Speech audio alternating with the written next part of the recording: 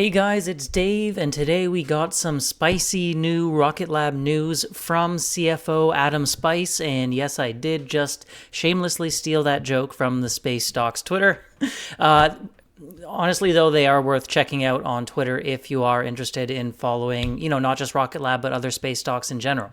Anyway, I just wanted to summarize for you and discuss my take on all the recent news that Adam Spice did reveal at the recent TD Cowen conference that came out today. And it was a lot of actually pretty important stuff. I was kind of surprised at the amount of news we did get out of this conference, but definitely a lot that's worth diving into. Before we dive into that, though, please do consider hitting like and subscribe. It'll really help out the channel. Always very much appreciated. And thank you so much to our new channel member. You guys do really help out so much. Very much appreciated. Okay, with that out of the way, let's dive into the Rocket Lab updates from the TD Cowen conference. So first of all, just a quick look at the stock. Interesting to see. So this conference did happen at around 10:45 a.m. today, at least according to this video, which is up now. There is a link on Rocket Lab's investor relations website if you do want to listen to the whole thing yourself. So this audio conference does drop, and then today, and then the timing doesn't seem to line up perfectly as far as I can tell, unless a bunch of people were watching this live and that's only a recording that's posted. But we did have a low around 10:10, and the stock seems to have reacted quite favorably, although maybe it's completely unrelated and I'm just reading into things too much. Maybe not everyone is listening to these conferences like I am, and it's just macro news and stuff like that. Let me know what you think. Personally, I do think 8% is a really big move. It would need some kind of news moving it. This isn't really a normal day, although we have had a lot of volatility around the stock lately. Another good day for the stock, though. I'm happy. Obviously, I bought some shares at the 3.9 range as well as around 4.12. So those shares doing quite well over the past week or so, week and a half. Anyway, enough with the stock move today. Let's go ahead and talk about the conference and what actually went down. I did take some notes as I was listening to this conference with Adam Spice, so these are some of my key takeaways that I had. First of all, they talked a bit about vertical integration when it comes to the company. The question was, what's with the strategy about being both a merchant provider and a fully vertically integrated company? Is that really the way to go? And Adam said, yes, we think that's really the only way to go. It's the best way. He was a little concerned that perhaps you're selling these components to companies that then you're turning around and competing to, say, Sierra Space, and then Sierra Space is competing with them on, the SDA contracts or things like that. He just replied, it is a kind of an awkward situation sometimes, but it's a very small industry, and it's extremely common to see stuff like this happening in the industry. So nothing too unusual, really, and they do think they are following the best strategy, going for the full vertical integration. He did also say that they see themselves as almost there in terms of achieving full, complete vertical integration. The main piece they have left is getting Neutron ready for that larger launch piece, as well as perhaps later on he talked about satellite payloads, and I'm going to go into that a bit later because I think that's going to be one of the biggest takeaways from this entire interview. Then they did talk a little bit about Electron. Funny enough, the analyst asked, okay, so how about your core Electron business? And personally, when I was listening to that, I was like, I don't consider Electron to be the core business at all anymore. Space Systems far out earns Electron. I think it's much more important, much more stable. So yeah, to me, Space Systems is the core business. But anyways, he was asked about the biggest risk, and he did say that's usually just customer readiness. If customers are late delivering their payloads, having their payloads ready on time. However, they do often, or at least occasionally, get some quick turnaround request missions during the year, at least they did over the last couple years. So if a customer, it turns out to not be ready on time, they can perhaps slot in one of those short turnaround requests in those launch slots. So he feels pretty good about Electron Manifest this year. He was asked about reuse on Electron, and to me, there was a bit of a mixed bag here. There's some disappointing news. So basically, one thing that I found interesting was we saw a lot of upgrades to Electron recently. Obviously, some of it was fixing that anomaly that went down, and there were some other upgrades such as the little skirt around the engine bells and some new thermal protection system. Anyway, he basically said they consider this to be the last major block upgrade for Electron. So it's really a major upgrade for the vehicle, and the vehicle is now hopefully finalized, barring any future issues. He was asked about recovery missions, and this part I found very odd. So he said at least one more recovery mission this year. And if you look at the manifest they have shared previously, I'll try to share a picture of that as well. There's much more than one reuse mission on the manifest. So I find this a little confusing. Are they going to not end up reusing some of those rockets, or what's going on there? Or maybe he just wasn't sure, so he said at least one because that's pretty safe. I don't know. Definitely a little bit of an odd comment in my opinion. Let me know how you feel about that down in the comments below. He also said they feel it's pretty bullish for Electron, that the wait for a SpaceX rideshare launch is now 2 years, which is very long. So that's good for Electron, because if you need to get your payload off quickly and can't wait for a SpaceX rideshare to come available, then Electron is your best bet. So that's something I didn't know about the wait times on those SpaceX rideshare missions. He did reiterate that they're planning to reuse 9 engines relatively soon, but on the negative side, at least for me, he was asked about a full reused booster, and he said that's probably not going to happen this year, which I found extremely disappointing. I'm not going to lie. You know, it's something I've kind of thought would happen this year for a while now. He said they did previously have it on the roadmap for this year, but right now they're just focusing more heavily on Neutron, getting that to pad, getting that launched. So the full booster reuse of Electron will probably come a bit later, maybe next year. Disappointing on that for sure. I can understand, though, wanting to prioritize Neutron. Very important to get that launching. Probably more important than, you know, the incremental margin benefit on Electron reuse. But it is, you know, going into the whole thesis on Electron for me, so it's something that I do hope and expect to see happen. And the other thing is, if they really do have as many recoverable missions on the manifest as they did say, they're going to start stacking up these boosters all over the place, I feel like, especially, you know, if we start getting some recovery missions next year where they're recovering the booster and not relaunching yet. But anyway, I'm sure they know what they're doing on that. So a little bit of a disappointing update on Electron reuse.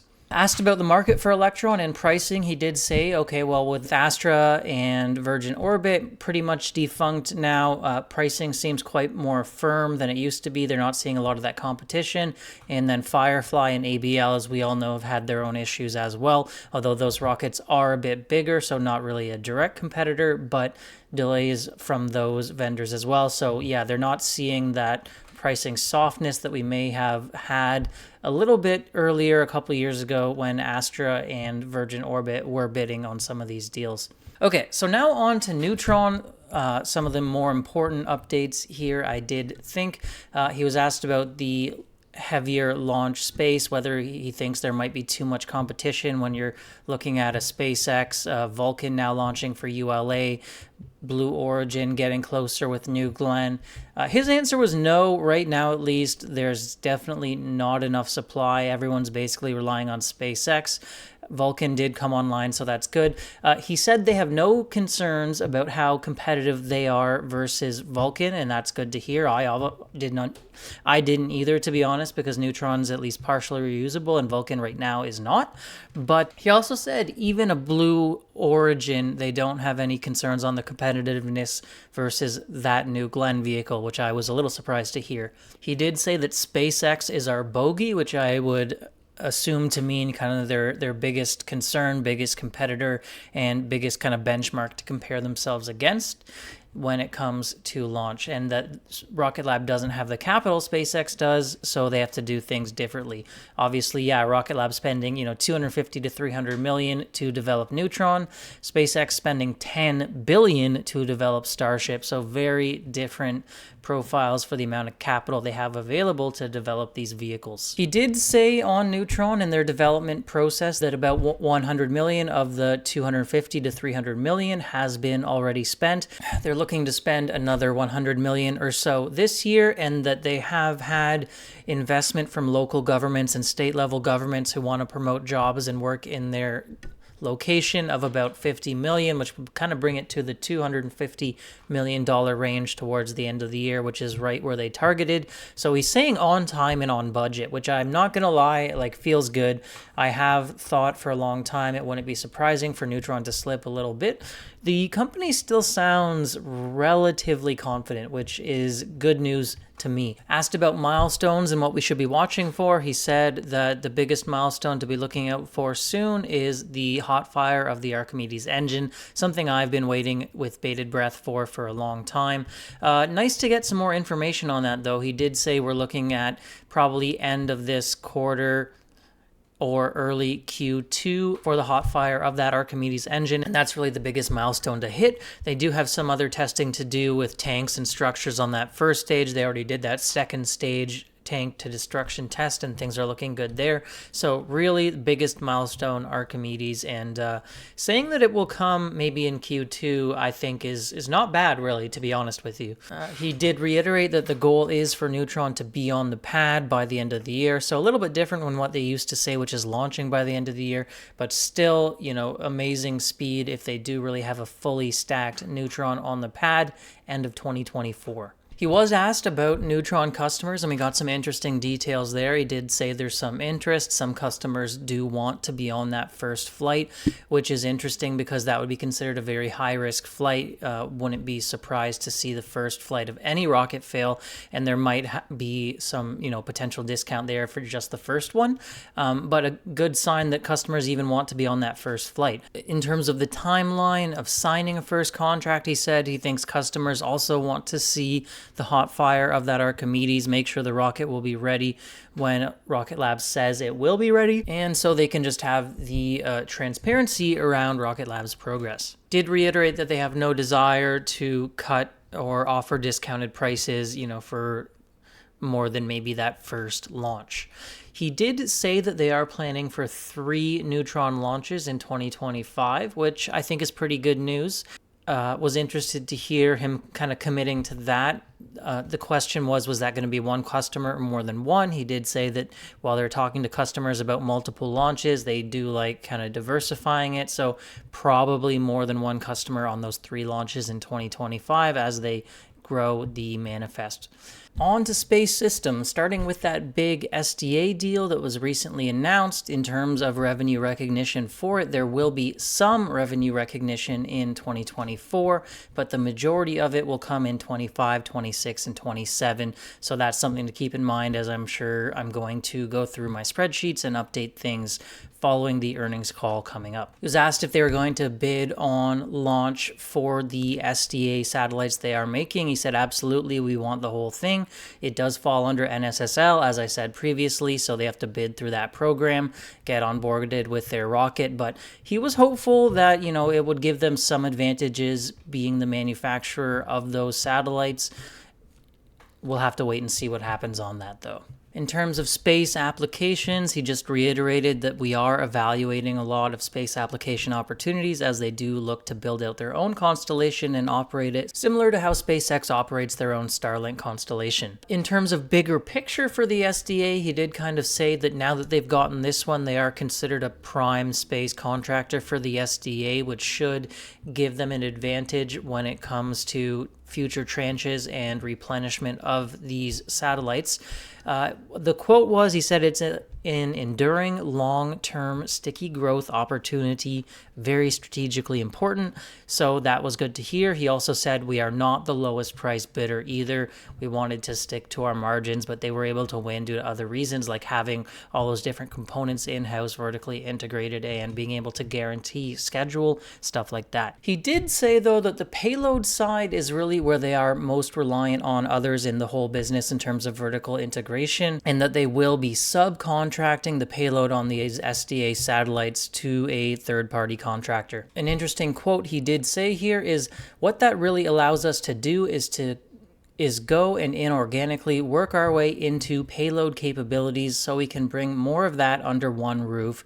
That's key for us. Very important quote here. We're going to talk a little bit more about that later on. In terms of space systems growth, he said all those businesses are growing quite well, nice double-digit growth annually.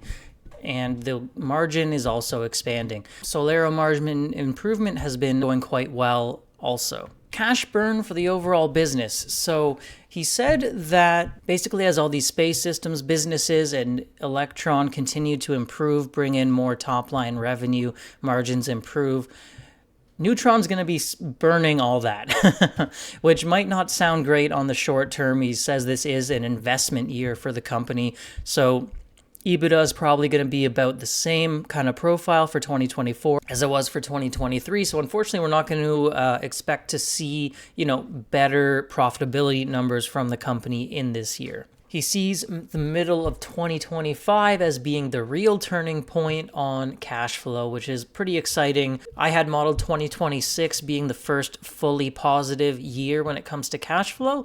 So mid-2025 kind of pushing towards positive results does make a lot of sense with my model, perhaps even a little bit ahead of me, which is good to see. And then, of course, he was asked the big question, why did you raise capital? And he said, we didn't really need to do it in order to bring Neutron to the pad, which is different than what I thought, to be honest. I thought, okay, they probably could bring Neutron to the pad, but it was getting kind of tight and it would be better to have that extra cushion. He said they didn't have any concerns about having enough capital to bring Neutron to the pad and launch it like they said they were going to. But this is where it gets interesting. Now, here's a quote. We are seeing some real opportunities, just like the 16 cents on the dollar Virgin Orbit assets. We see other distressed assets that are quality technologies that we can add. So he said that while they do have enough to bring Neutron to the pad, they're constrained on strategic inorganic investment opportunities, aka acquisitions. This raise allows us to take advantage of those right now. Is a great time to be shopping because companies are struggling to raise capital. I mean, as we all know, we saw what happened with Virgin Orbit. So I'm going to have to say, I guess I was wrong here. I didn't think this capital was going to be for an acquisition, and I kind of hoped it wasn't. I like the idea of having a really big buffer and not having to worry and getting to cash flow positivity, getting Neutron launching before you even think about adding more companies. But he seems to be saying, right now is the best time to do it because these companies are struggling. You're going to get an amazing deal, whereas later on, the deal won't be as good. Of course, the flip side of that is, interest rates are high right now. So Rocket Lab is paying like 4.25% on that capital raise they recently had. So, it's not free for them either, but I guess they think the reward more than makes up for that. So I'm very interested to see what kind of acquisition does come. I think it's pretty clear from what he said previously in the interview that we're looking at, payload for spacecraft, payload for satellites. So my understanding is, the bus is like the main body of the satellite. The payload is kind of the instruments that are performing the tasks or duties the satellite may have. So they're talking radio or like observation or, communications, whatever kind of satellites you're building. Those payloads are kind of what Rocket Lab needs to buy. So let me know down in the comments what companies you think would fit that profile. Again, I know Raycon's been thrown around a lot. I'm not really too sure how well they fit that profile personally. But yeah, I think we're looking at payloads for satellites as the next and perhaps final big acquisition to really complete that vertical integration stack, along with, of course, Neutron launching. So yeah, in terms of wrapping up, I guess I just have to say, it does look like there's an acquisition coming. It looks like it's going to be satellite payload related. I'm very interested to see what it is. I think Rocket Lab management feels like their position in terms of capital and getting profitable is even better than I felt like it might be. Of course, I wanted to be conservative in my models, and I'm sure they have a better look at it as opposed to me. I am a little bit disappointed that we're not going to see a full Electron booster reused this year.